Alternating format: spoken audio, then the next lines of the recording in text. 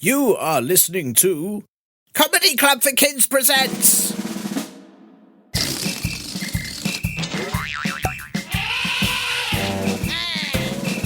Radio Nonsense, Radio Nonsense, Radio Nonsense, Radio Nonsense, Radio Nonsense. Hello, is anybody here from Wales? Don't answer that, I don't care. Thanks to Tiernan, age 9, for that intro.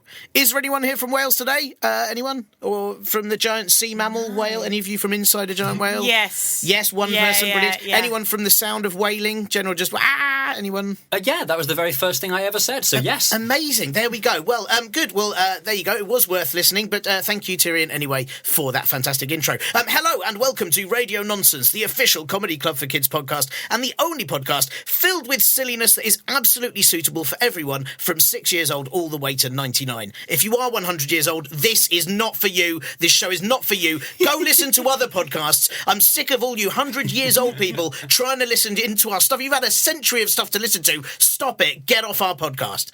Sorry. I am your host and bearded child, Tiernan Duyeb, which also, coincidentally, is Swedish for not now, I'm eating pickles. I have two special guests with me today, as you can hear, in the studio, and they're going to be helping me tackle some of the world's most important topics and questions that you, the listening audience, have sent in for us to discuss. So welcome to the show. Firstly, flip charter extraordinaire, Beck Hill. Hello. How are you, Beck? I'm very well. I'm very, very well. Flipping and charting. Oh, good. Both at the same time? Sometimes just one or the other, or...? Well, if you flip too much, then you have to flop back. Oh, no. Yeah. And then you become a shoe for the beach. That's right. Yeah. That's pretty tricky. I should explain to anyone listening, my flip charts are a lot like big picture books. I'm not a boring person with spreadsheets and things. Oh, that's true. Yeah, you don't just turn up to comedy clubs and tell people this is how your business could do better. Yeah. But I think a lot of kids would benefit from that. Yeah, if you've got a business idea, why don't you get in touch and I'll work out how we can make it happen. You'll turn up and do some flip chatting. Beck, as this obviously is our first ever audio venture as Comedy Club for Kids, you could do special things with an audio venture that you can't do with other things on the podcast. Do you have a favourite noise? I do, yeah, actually. You do? I discovered this by accident, but I have to stand up to do it, right? So I've still got my mouth for the microphone. Okay, here we go. You ready? So, standing up. All right.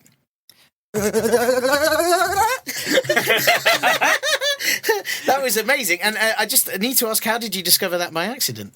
I was running, and then I thought I'll make a noise and see how this affects it, and that's what happened. That is brilliant. Then I laughed for about 12 days. Well done. That is a beautiful discovery, and now you've shared it with everyone. Thank you very much. Also, I've got a bio for you here. I've been sent these special fact bios for Radio Nonsense, and it says here that you like to take whisks and that you're a definite whisk taker. Is that true? Oh, yeah. It's very whiskey business what I do. Yeah, and that is why I'm not allowed back at chef school anymore. Unbelievable. Too whiskey. Too whiskey for chef school. That's what I've heard about you. That's what it says on your posters. Also, as well as the wonderful Beck Hill, we have got music emitter Jay Foreman. Hello. Hello, Jay. I've never been called an emitter before. I like it. Haven't you? You do emit music, though, don't you? I suppose I do. Yeah. I emit... We all do, if you count farts as Oh, wait, but if we're all music, well, then you should be a professional music emitter. I'm a professional emitter. Yeah, I'll take that. Yeah, that's pretty good. And how are you today, Jay? I'm very well, thank you. I had a custard cream just before coming in this room, so I'm in a much better mood than I was about 20 minutes ago. That's amazing. Do you prefer the standard custard cream or you're a bourbon man? How many different varieties of custard cream are there? I don't know. I thought there was only the one. I always want to know why there's tiny holes in the top of them. That's where they get the goodness in. Is it? Do they put it in the type? So it's not for like really small straws for insects? No. If there were no holes, there'd be nothing inside it at all. Oh, I assume that's how it works. I've not watched the How It's Made video yet. You are so I'm confused knowledgeable. by custard creams because they're biscuits. They're neither custard nor cream. There's some filling in there, but it's mainly biscuit. See, also, the Jaffa cake, the very best biscuits like to pretend they're not biscuits, and then they sneak up on you as biscuits. It's a whole world of surprise. Ninja biscuits. Ninja biscuits. It's one of the many food items with a completely confusing name, like grapefruit. Yeah. Yeah. By adding fruit to a grape, it becomes a thing that's not a grape anymore, but is still a fruit. Who made those rules? My brains! Just fell out. The world is a difficult place to navigate sometimes. And don't get me started on the breakfast cereal called Grape Nuts, which is neither. Oh my goodness. And not even related to grapefruits. Exactly. And then poor old Grapes, at the beginning of it all, not be able to take any of the credit. Well, I've already started writing a strongly worded letter to my Member of Parliament to get this sorted. Fantastic. I look forward to you beginning a protest and we'll march on Downing Street with a pack of grape nuts, a grapefruit and some grapes and go, what is going on? This is the real politics. Jay, obviously that's some very seriously important stuff, but other important stuff, do you have a favourite noise? I do. I've got a favourite noise, and I've discovered that I can make two noises at once. What? This is my... I hope it works. This is my two noises at once. Oh. I'm both whistling and humming at the same time. Yeah, you sound like a didgeridoo. Thank you. Yeah, that is quite amazing. It sounds like something's going to malfunction and explode. I can only do that noise for a few seconds, and then I have to wait, and, can't do it again till tomorrow. Yeah, right, if you sure. do that on a plane, they'll panic and land the plane early. Yeah, it's a bit sci-fi, isn't it? I expect to hear that in a sci-fi film and then something will explode and then everyone will get eaten by an alien. That's good. It was excellent noise. Thank you, Jay. And also, obviously, I've got my special fact sheet for you as well. And it says on here, fascinating fact, actually, it says that you were raised by eggs. Is that true? Yeah, it's true.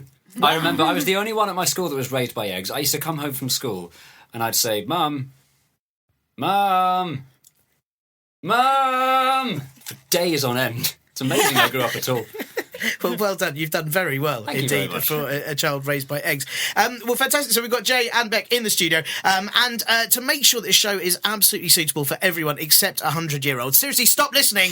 Go away and just tell people about the war. I don't even care which one. Stop it. Stop listening to this. To make sure that this show is suitable for everyone, what rude word will you not be saying today, Beck? Bottom plop.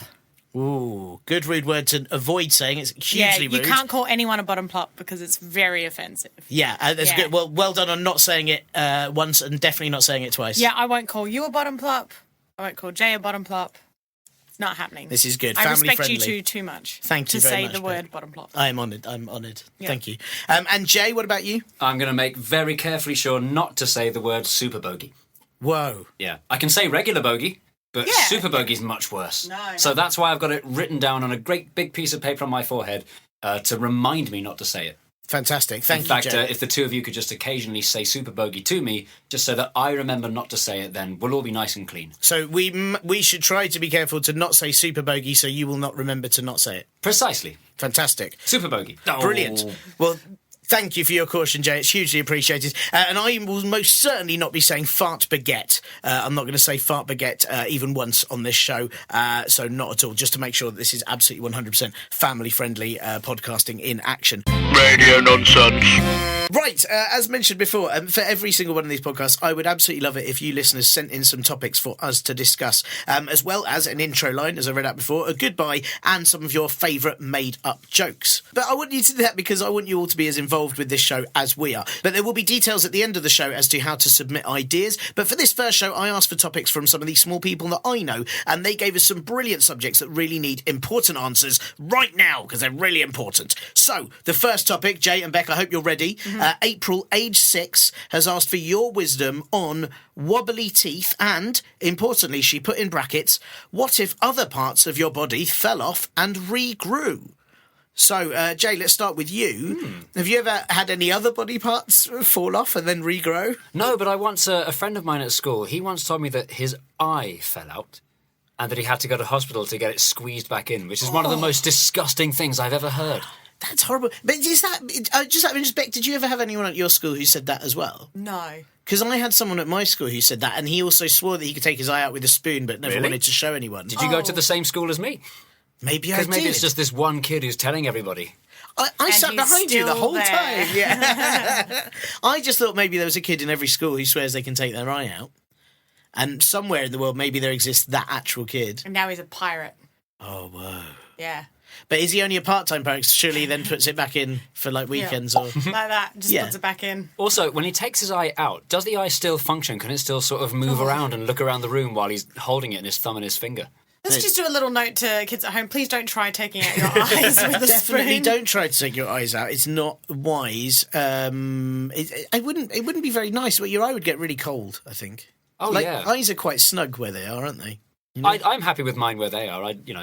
No plans on moving them. Yeah. Similarly, kids, if your eye has already come out by accident, don't try and push it back in yourself. You do need a doctor to help you with that as well. Because you'll get it the wrong way round and then you won't see outside. You'll just see the inside of your skull. It'll be very dark and boring. Beck, do you think that, I'm going to quickly move on. The teeth wobble and fall out because they're your baby teeth and then they grow into your adult teeth. Do you think it would be better if, say, at the age of 6 or 7, like your arm fell off and then you grew an adult arm? Well, actually, it's funny you should bring this up because when my brother was 4 or 5, he got pins and needles in his feet, when they go numb. And he was like, I can't feel my feet. And he started like freaking out because he didn't know what was happening. And I told him it was because his adult feet were getting ready to grow through. And then he was really sad at that. Yeah, it was really mean of me. That would be terrifying. Can you imagine? Yeah, or if when you sit on the toilet and your bum goes numb, if you sit on there for too long, then if your bum just fell off, you just grew a new bum. But if it does, at least you're in the best place for it. That's true. Yeah. Or you could keep it, use it as a pillow. Mm-hmm. Would you have to remove it like you remove a wobbly teeth? Like, would your bum get wobbly and then your mum or dad would have to tie a bit of string round it? Yeah. And then try and pull your bum off? And then you put it under the pillow and the bum fairy comes. Oh, no. And what would the bum fairy give you? More importantly, what sort of noise would the bum fairy make as she comes flying in through the window? Here she is. Yeah. Or is it the dawn chorus? That's beautiful. Did you ever have any inventive ways of getting rid of wobbly teeth when you were a kid? No, I think I was quite lucky. My teeth just sort of fell out. They never grew back. Yeah. No. Were they just hugely unclean? I'm almost due the second stage of teeth falling out. That's how old I feel. Oh, no. Did you know that sharks' teeth continually fall out and come back? They don't have just adult teeth. They every time they lose a tooth, they get a new teeth. Oh, really? Yeah, and kangaroos too. Wow. Does this mean that there is a kangaroo and a shark tooth fairy? Yes. And it's very lucrative. Yeah, they must be mega rich. But also, I think there must be a nice moment. So say if you were to be attacked by a shark and it bit you, if you timed it well, they could bite you just as all their teeth were falling out. And then you just get lovingly gummed. Oh. And you just have a shark go, and you'd be like, oh. And you get to keep all the teeth. Jewelry. Yeah. Or give them to the shark tooth fairy. Make some shark money. There you go. Did you have all your teeth fall out at once like a shark or No, can you imagine if all your baby teeth fell out at the same time? No, mine took their turns. I actually broke my bottom tooth is broken. It was an adult tooth and broke it I was fighting my brother. Oh no! It was my fault as well. I'd provoked him. And what did he do to break it? So we were sitting on the couch, and when you're sitting on the couch with a brother or sister, and they're not allowed on your side of the couch, and I kept putting my legs over my brother's side of the couch, and he kept pushing my legs back at me, and then I would kick them out more violently, and then he would push them back at me more violently. And then I lay my legs across him and he said, "Get off me!" And he pushed my foot back and my knee came up and I kneed myself in the jaw and I broke my bottom tooth on my top tooth. That's how strong my top teeth are. Yeah. I mean, the fact is that you took out your own tooth, which is one of the toughest things I've ever heard. Yeah. I once chipped a tooth by I was in the car and I needed to sneeze. And I thought, well, I've got to make absolutely sure I don't sneeze inside the car because otherwise it's going to, it might go everywhere. So I wound the window down and leaned my head out of the window. But I didn't put the window down quite far enough. And I sneezed with quite some vigour. And my tooth landed smack on the glass. It was horrible. The strangest thing was that it didn't hurt. It means that my tooth must have been really strong, but then I sort of felt it with my thumb. Like, yeah, that didn't used to be that strangely sharp shape. Ooh. And did the glass shatter and you realised that you had super strong teeth? Oh, I wish. Or if I'd done a really very quick swap job and I got big glass teeth the size of car windows. That'd be amazing. But then if you ever bit your tongue, that would be horrific. Ow. Yeah. I could defend myself, though. I've done that sort of sneeze where you sneeze way harder than you were expecting. Yeah. And then you do that. So if you're holding something and you bring your hand up so it's like a fist to catch the sneeze... And I did that once, and I sneezed so hard that I ended up accidentally punching myself in the nose. You seem to have a habit of injuring yourself. Yeah. So the lesson here is don't punch yourself in the face and don't put your legs on your sibling's side of the couch. Yeah, don't punch yourself in the face, don't knee yourself in the face, don't try and take your own eyeball out with a spoon. I feel like we're giving a lot of useful advice to children here. When I was in junior school, my two friends, Eddie and Lewis, who were twins, Lewis lost one of his teeth because him and Eddie were trying to see, they thought of a fun game where Eddie would put on an American football helmet and run into his brother, run into his brother's face, because they wanted to see how much each other could take it. And it turned out they couldn't take it at all. And Lewis lost a couple of teeth, which is... but it's a good way. You have to test things in a sort of very scientific way like that. I mean, now they've got definitive proof that you shouldn't ever do that. So... fair play. Well done, Eddie and Lewis. It was good times. I've got one tooth that's never grown because you can see there's an adult tooth. Oh, yeah. It doesn't want to grow. It's still in my gum. It doesn't want to come for the out. listeners at home- I'm sleeping in. For the listeners at home, just to explain, there's a gap where a tooth should be. Yeah, and I want it to come out. I've tried to lure it out by going, there's a really exciting world out there. Have you tried hanging upside down? No, I haven't. Maybe I should do that. Because some people, when people lose their hair, they like to hang upside down on a towel rail to see if the gravity helps their hair come out. I don't know if that works, but maybe it'll work with your tooth. Which actually brings me back to the original topic. Do you think that if your hair falls out, obviously some people have the hair fall out and then it doesn't grow back, but do you think if your hair wobbled before it fell out that you might get new hair? If it did, would it make a rustling sound? I suppose it would have to, because my hair wobbles in the wind all the time. Maybe that's why people with no hair, it just means they lost their baby hair and their adult hair.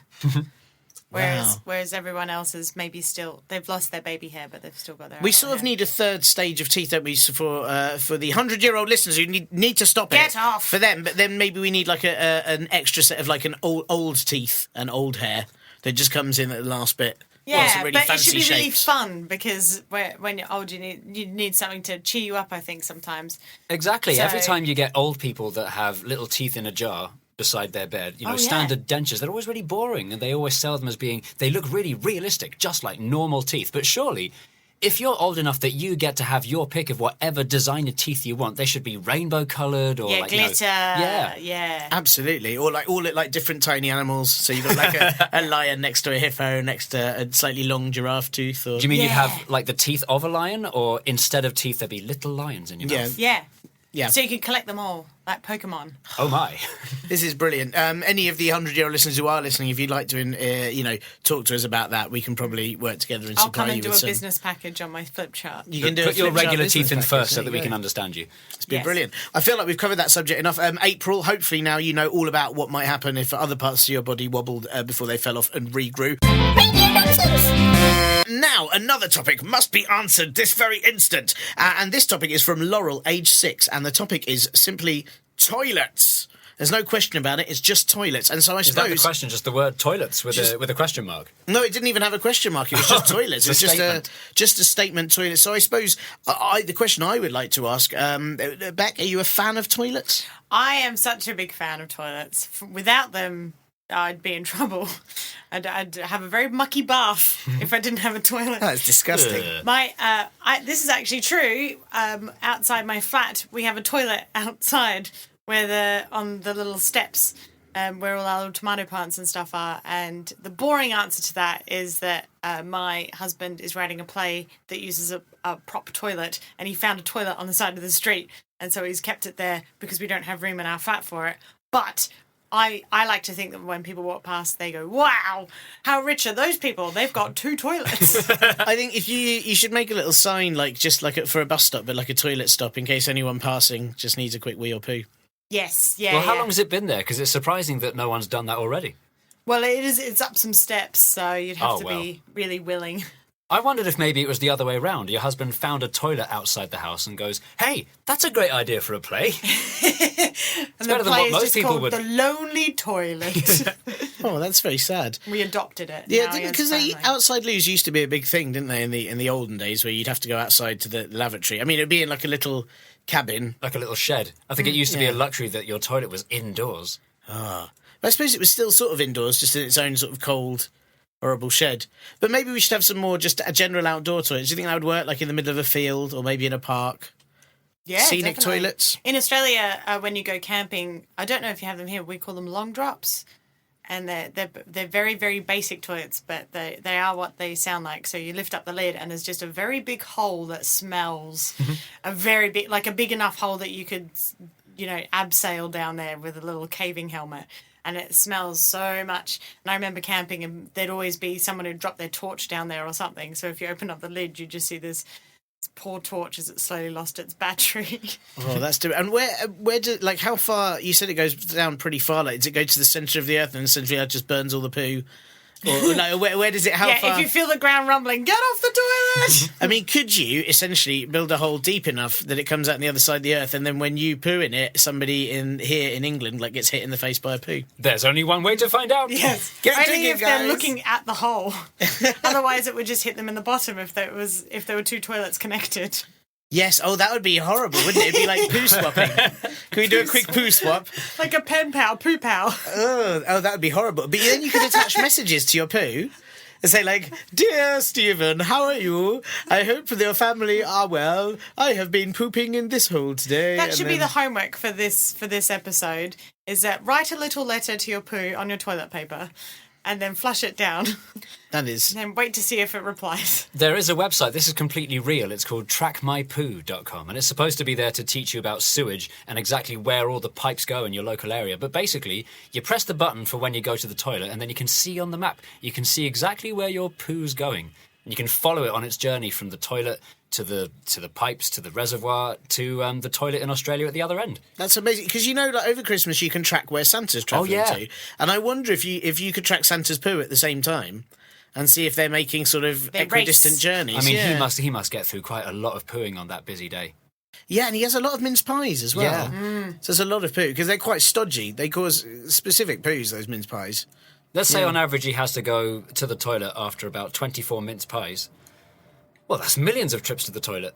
Wow. Have you ever used one of those Japanese toilets, the fancy ones? Yes, and I was going to ask about that, actually, because before I came to that, I should have asked you, Joe, if you had any favourite toilets. I didn't know if you had any favourite ones. My grandma's toilet used to make a really satisfying flush noise that I've been trying to find and recreate, but I guess it's only in my memory now. Why was it so satisfying? It had this wonderful echo to it. It was like it was talking to you. Oh, wow. Very hard to hello recreate. to it and go, "Hello." Thank you for the poo, Jay. Yeah, I'm full now. No. Well, because I was going to... It's funny you mentioned the Japanese ones, but because my favourite toilets ever are Japanese toilets, because if you go to Japan, they've got lots of buttons on the toilets, and the buttons do all sorts of different things, like warm the seat, and one of them nearly always makes some sort of, like, music so that it can hide the sounds of you pooping, right? And so it plays different sounds so that other people would just think, well, they're not pooing in there, they've obviously just got a small orchestra, and they're having a lovely time. Someone's just listening to some music in the bathroom. Yeah, which, I mean, but I like the idea that you might go to a public toilet specifically to listen to some music rather than have a poo. Does it work the other way around? If you want to go into the bathroom to do something and you don't want anyone else to know that you've got an orchestra in there, could you press a button to make a really loud farting sound? That would be amazing, wouldn't it? So you could just disguise, actually, I'm just going to this toilet to do a poo, and then you go there and have a read, or, like, do something actually, like, quite relaxing. Like, that would be fantastic. Sleep. Just have a nap, and then every couple of minutes it makes a poo sound. That'd be great. So in the cubicle they could have a bed and no toilet whatsoever. You could just have a sleep, but it making poo. But would you be able to sleep if all you heard were poo noises? It's like white noise, it's like brown noise, isn't it? Brown noise, yeah. Well, absolutely. I heard somewhere, and I don't know how true this is, but apparently there is a tribe somewhere in Africa where they do their eating and their pooing the other way round from what we do. So with us, eating is a social thing and we do it together. We all sit at the table and eat together, but pooing is very much a private thing. And apparently, this tribe in Africa, eating is a solitary thing you do on your own. But pooing, everyone at the table at 7 all sit around and all poo together. No, that's not true. I mean, it's almost definitely made up, but it's worth a thought, though. But also, I like the fact that the eating thing is solitary, but then because everyone's seeing how you're pooing, they still know what you had for dinner. When you said they do it the other way around, I was worried that you were going to say that they eat their food through their bottoms. Oh, no, that's so disgusting. I was going to ask, because when I've used Japanese... what music do they play in the Japanese toilets you've used, Beck? Good music. Good music. Just Lady Car. Lady. Oh. That's terrible. Well, because they played like violin music, or there was one that was just waves, and some of the different ones I used. But I was wondering what the best. Jay, what do you think the best music for a toilet would be? Well, what surely would be? it would be like a brass band. It would be the tuba, because that's the best sound to disguise the noise that you're already making. And what if you didn't want to disguise it? What if you wanted to just add to the whole feeling of it? I guess a couple of cymbals and a hi-hat. Yeah, that'd be great. Wouldn't it? Every time you did a really good one, that'd be great. What about you, Beck? What's your perfect toilet music? So that was me doing a marching my perfect toilet music would be some like heavy metal or something, so that I could like yell while I'm pooing.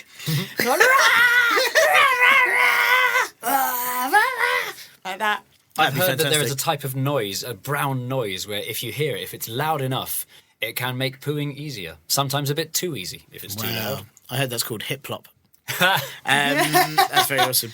Right, well, brilliant. Well, there you go, Laurel. I hope that we've discussed toilets in the correct manner. I mean, I don't know if it was a question or what. I believe it was just toilets. So I think we've covered quite a lot. That sounds like an awful analogy to use for toilets. And now it is time for your superbly funny jokes, listeners. We at Comedy Club for Kids not only like to ask grown-up comedians to do jokes for children, but we also teach children in our workshops how to be a stand-up comedian and get them to tell their jokes to live audiences. So for this podcast, I would love you to send in your very favourite own made-up jokes. They have to be ones you've thought of all by yourself, and for the very first show, we've got some absolutely brilliant ones that have been sent in. So the first joke is from Charlie, ageless Charlie, and Charlie's joke simply is, I am not gluten-free, I am gluten-expensive, which is an excellent joke, and we were going to guess Charlie's joke from his age from his joke. So how old do you think Charlie is? 32. 32, good. And you, Jay? 2. Okay, well, I'm reckoning from that, if we take the averages, he's somewhere in between, probably 9. Good. Great. And Jay, you've got a joke there from April. This one's been sent in by April, aged 8. She says, on what day do bees wash their bottoms? I don't know. On what day do bees wash their bottoms? Bee day. Beautiful. That is absolutely I don't brilliant. get it. That's not a day, is it? Is it? I bet it's wordplay. So a bee day, you wash your bottom in. But also bee day is a day. But do they... What, so they do it on like a Monday? Get out. Right. Do you mean their birthday? Is that what you mean by B-Day? Beck, you've got our last joke. Laurel, age 6, says, what do you get if you cross wheels and metal and glass? I don't know. What do you get if you cross wheels and metal and glass? A car. Yeah. I guess you do. I like it. It's a fact. Telling it like it is, Laurel. That's good. It's sort of an anti-joke, isn't it? I like that. That's good. It's not an uncle joke. Oh, look at that. All the puns.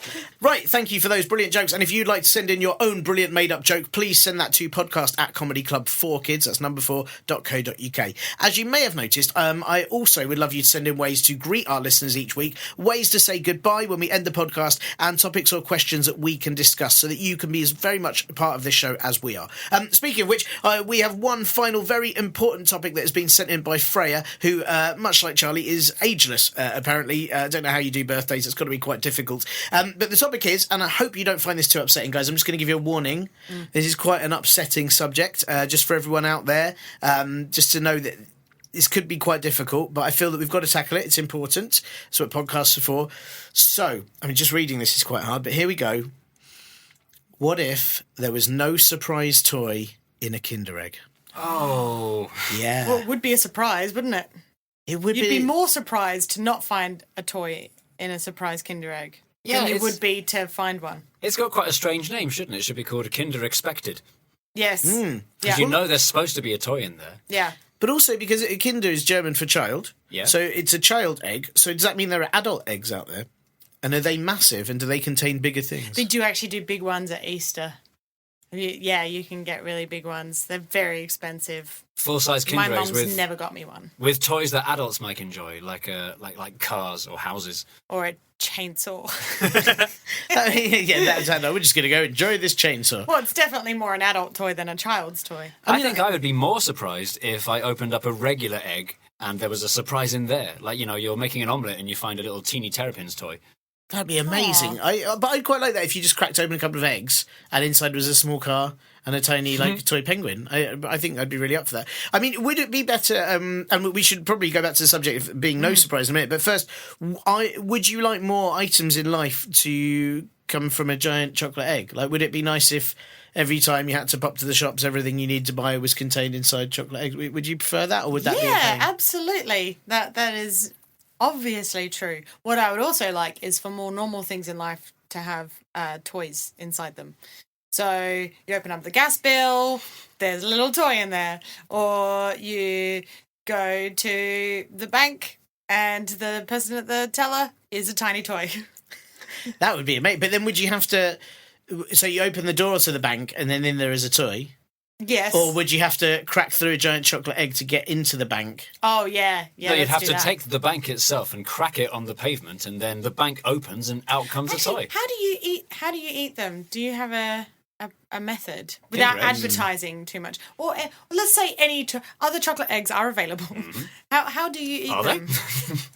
My method is I like to crack it in half and then eat half the egg and then eat the other half the egg and then go for the toy. Like, that's I do it because that way, to me, it feels like it takes longer to eat and I enjoy it more. I'm the same. I try and put the half in my mouth that sits on my tongue. Like a little tongue hat. That's amazing, like a tongue shell. Like your tongue's a turtle, and it's got a tongue snail, and you've got a shell on it. That's incredible. I like to put them on the end of my fingers, so it looks like I've got rings, and then eat them off one half at a time. Oh no, wait, that's hula hoops. What I like to do with my Kinder Egg is I like to sort of snap them in front, and then find another one and bite the chocolate bit off and put them together, so the white bit in the middle is really big. Oh my god! Oh no, wait, that's Oreos. What I like to do is I like to peel off the red bit down the middle so that it comes out of the wax. Jane, have you ever had a Kinder Egg? Turns out I haven't. Oh wow! Have lots of people just been selling you other things as Kinder Eggs? Do your local shop say Kinder Eggs, and inside is just a mix of Baby Bells, perhaps real eggs? Well, as you know, it was raised by eggs, so I found the whole thing terribly confusing. Oh, that's really horrible for you, Jay. I'm sorry that we've. This is such a horrible subject. Well, look, let's return to the subject of the question. If there was no surprise toy in a Kinder Egg, now it could be quite sad. It could be that there's absolutely nothing in there, or perhaps something horrible. But let's think about it. What would be better than a surprise toy in a Kinder Egg? I suppose it would still be a surprise something. Maybe if it was like a little piece of paper with some really good news inside. Oh, like a fortune egg, you mean? That would be nice, wouldn't it? What's the good news? It says, look behind you. And then you look behind you, and there is a lovely rainbow. Yeah. And under the rainbow is a beautiful horse. And on the horse is a teddy bear. That would be a great thing. That would be amazing. I like the organisation that would be involved. If all you were doing was going and buying a Kinder Egg from the shops, but then wherever you took it to then eat it, they had arranged for all that to happen. Quick, bring in the rainbow machine. All right, the horse in the she'll hear you. All right, where's the teddy bear? How expensive would it cost to buy one of these eggs? Especially if that has to happen every single time. Every time. You'd run out of unicorns really quickly. It has to be a different thing each time. So you've said a nice message. What do you think would be better inside a Kinder Egg than a surprise toy? Another Kinder Egg. Yeah, and then it just goes forever. And then, but at some point, you'd reach the tiniest Kinder Eggs. Unless it's a magic Kinder Egg, where it's the same size every time. Yes. Or bigger every time. Yeah. That would be quite incredible, actually. I would like that. I'd quite like it if inside the Kinder Egg was a tiny version of yourself. You'd like that? Are you sure? Like alive or a toy? No, I meant like a little toy. I suppose it'd still be a surprise toy, wouldn't it? Like a little pal to carry around with you in I your like pocket. it if it'd be just a tiny version of yourself, as little, like, hello, Tiernan. And then he would just do all the little things that you don't have time to do. That would be amazing. Sharpen all your pencils. Yes, like a little pocket assistant. But then does this little pocket assistant, is he allowed to then buy a tiny, tiny little Kinder Egg, which has a little helper inside for him, and so on all the way down? Similar to Beck's one, it would go on forever, but there'd be less chocolate involved, which actually makes me sad. Yeah, but I would like the chocolate as well. But I think let's let it go on forever, and everyone gets smaller and smaller personal assistants who are just there to help each other out. That'd be nice. And then you could call it a kinder egg. That'd be nice, wouldn't it? That'd be lovely. How would you spell it? Oh, that's tricky, isn't it? Yeah. I don't know how people know the difference. Okay, and let's just look at this from a more negative point of view, just for the sake of it. If there wasn't a surprise toy, but there was something, would you prefer nothing or something like awful? Like what do you think would be? What do you think would be worse? Well, the worst thing to get in a Kinder Egg would be. Come back to me. Go to Jay first. Okay, all right, Jay. If there was no surprise toy in a Kinder Egg, what would be the worst thing that could be in there instead? One of the worst things is when you're expecting something sweet and then something savoury comes out. Or I used to love chocolate chip cookies, and I would be absolutely crestfallen if it turns out it was raisins instead of chocolate chips. So probably the worst thing inside a chocolate egg would be a regular egg. Or sticky mayonnaise. Raisins. Yeah. Raisins. Yeah, it's like a lump of cheese. But I like cheese. That could work, actually. One time somebody gave me a scone, and I didn't realise it was a cheese scone. And then I tasted for the first time what it's like to eat cheese when you hate cheese. Cheese when you're not expecting it is horrible, it turns out. Does that work for a lot of things? Because I think there's probably quite a lot of food that if you weren't expecting that's what it was, it wouldn't be as nice. There's only one way to find out. But like if you, for example, had a plate of chips and you're like, oh, I really can't wait to eat these chips, and then it turned out the chips were made of chocolate. I mean, it'd probably be nice it after a while. It would be gooey and disgusting, yeah. Yeah, it's weird, isn't it? It sort of helps if you know what's there, doesn't it? It usually does. For life and for eating. I think the worst thing to find in a chocolate egg would be Dracula. Whoa. Yeah, just 'cause really like, curled up, tiny. And then he'll go, come out big. He's a little bat. He'll be a little bat in there because he transforms into bats, doesn't he? And then he'd be a tiny bat and he'd go and turn into Dracula and then drink of my blood. That would be terrible. It'd be horrible. But what a great plan for Dracula, because I think like hiding in a castle in Transylvania, he's not going to get that much access to people. But if he hid in a tiny chocolate egg, straight away. That's why I'm so scared of this actually happening. That's why I only ever eat Kinder Eggs in the sunlight. Very smart. Yeah. Very smart. I only ever eat Kinder Eggs with garlic for exactly the same reason. For the tasty garlic and chocolate. It's so nice. Great. Well, there you go. Hopefully, Freya, we have answered your question of what if there was no surprise to it in a Kinder Egg. Dracula would be in there instead to eat your face. So, great. Well, that is all those huge problems and topics solved. And thank you so much. Thank you, Jay, for coming along. And thank you to Beck for coming along too. We have Comedy Club for Kids shows all over the UK, so please check out comedyclub4kids.co.uk to see when we're coming to a theatre near you. And don't forget to send in suggestions for greetings, goodbyes, topics, and your own made-up jokes to podcast@comedyclub4kids.co.uk. And make sure you tell everyone you know about this podcast, except 100-year-olds who are not allowed. How many times do I have to say it? Stop listening and go play with a stick and a hoop. And do subscribe to the show, so make sure that you can get every single episode into your tiny ears. Radio nonsense. There is one last thing to say from April, age 6. Bye-bye, see ya. I'm just going somewhere, but I don't know where I'm going. Bye. Bye. You have been listening to Comedy Club for Kids Presents. This week's episode featured Beck Hill, Jay Foreman, and was hosted by Tiernan. Thank you to Acast for hosting the show and letting us record at the Acast studios, to Paddy Jervers for all the music, and to Cal Prendergast for all the design. Radio Nonsense will be back next week. It's the end. Oh, I really enjoyed that. That was a real super bogey of a podcast. Oh. Jay, I can't believe you said it. What a fart baguette you are. Oh, Tiernan, don't say fart. Forget your bottom plop. Beck!